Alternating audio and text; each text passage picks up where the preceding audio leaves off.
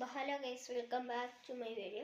അപ്പോൾ ഗൈസ്, ഇന്നത്തെ വീഡിയോ വെച്ചാൽ നമ്മളൊരു റോസ് പൂ ക്ലേ വെച്ചിട്ടുള്ളൊരു റോസ് പൂ ഉണ്ടാക്കലാണ്.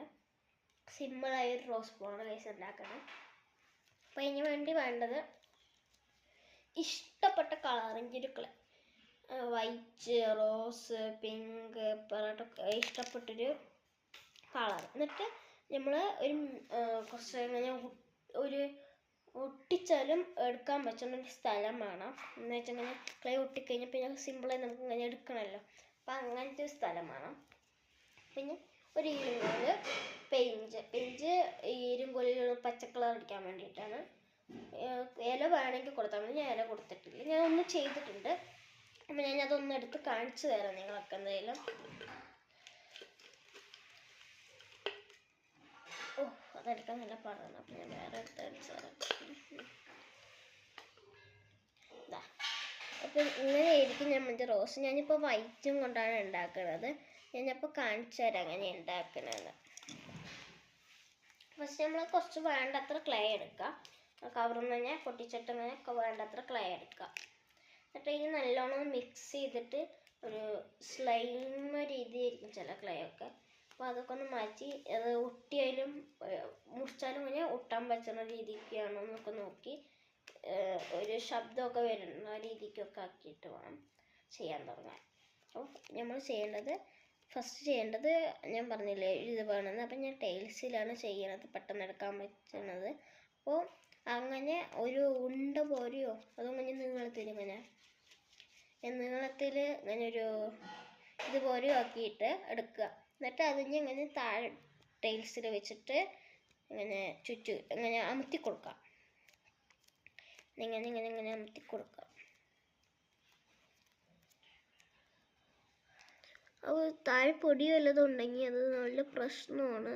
എൻ്റെ ഇതിൽ കുറച്ച് പൊടി കുടുങ്ങിയിട്ടുണ്ട്. പക്ഷെ അത് അറിയൊന്നുമില്ല, അത് വേറെ പ്രശ്നം ഒന്നുമില്ല ഗൈസ്. അപ്പോൾ നമ്മൾ ഇങ്ങനെ ജസ്റ്റ് ഒന്ന് പരത്തി കൊടുക്കുക. പറ്റിയിട്ട് നമ്മൾ ഇങ്ങനെയാക്കി എടുക്കണം. കാണിച്ചു തരാം. ഇങ്ങനെയാക്കി എടുക്കണം. ഇങ്ങനെയാക്കി എടുക്കണം. പരത്തിയിട്ട് ഇങ്ങനെയെങ്കിലും ആക്കണം. ഇതിന് കുറച്ച് നീളമെങ്കിലും വേണം.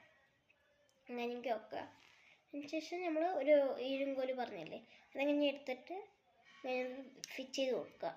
ഒരു ക്ലൈൻ്റെ ഒരു അറ്റത്ത് ഫിറ്റ് ചെയ്തിട്ട്, അറ്റെന്ന് പറഞ്ഞു കഴിഞ്ഞാൽ ഒരു മിഡിൽ പോലെയൊക്കെ തന്നെ ഫിറ്റ് ചെയ്ത് കൊടുക്കുക. അതിനുശേഷം ഇങ്ങനെ റൗണ്ട് പോലെ ഇങ്ങനെ ചുറ്റില്ലേ, നമ്മളിങ്ങനെ ചുറ്റിയെടുക്കുക. ചുറ്റിക്കഴിഞ്ഞ് കഴിഞ്ഞാൽ ഉള്ളിൽ ഇങ്ങനെ ഒരു റോസ് പോലെ വരും. അപ്പോൾ ആ ഒരു റോസിൻ്റെ ആ കോലില്ലേ, ആ കോലിങ്ങനെ എടുക്കുക.